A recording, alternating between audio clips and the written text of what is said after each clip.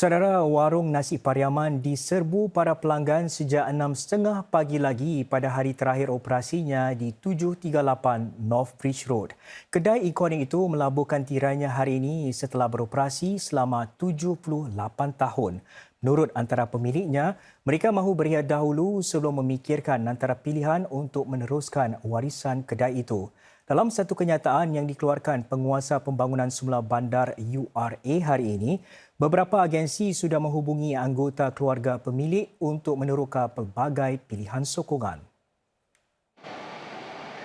Sejak 6.30 pagi lagi, barisan beratur panjang sudah mula terbentuk di North Bridge Road ini dengan ramai yang tidak mahu melepaskan peluang terakhir menikmati hidangan di kedai makan ikonik ini. Saya dah bermula beratur sejak 6.30 pagi dan saya yang pertama lah tadi sebab banyak kenangan lah di warung nasi Pariaman ni sejak saya kecil. Ada juga bekas penduduk Kampung Glam yang kembali untuk menghidupkan nostalgia. I grew up here.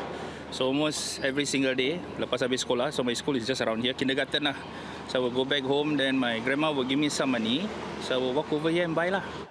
Beliau datang lebih awal hari ini supaya tidak terlepas untuk merasakan hidangan kegemarannya.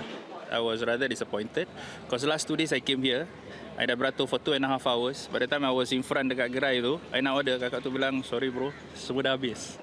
Dalam masa kurang 5 jam sahaja, kesemua lauk habis terjual. Sambutan luar biasa ini sudah dijangka pada hari terakhirnya dan pemilik warung nasi Pariaman menyediakan lebih banyak hidangan dan jumlahnya. Kalau hari biasa kita masak rendang lebih kurang 15 kilo, ayam lebih kurang pun 35 ekor. Untuk hari terakhir lebih kurang 5 kali ganda untuk mengendalikan warung ini. Dengan sambutan luar biasa sejak pengumuman penutupannya, ramai yang tertanya-tanya jika ada rancangan untuk pembukaan semula kedai makan ini di lokasi lain.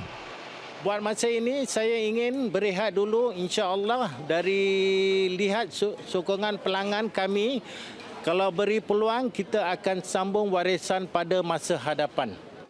Warung nasi Pariaman diasaskan pada 1948 dan operasinya di 738 North Bridge Road berakhir pada sekitar jam 2.30 petang tadi.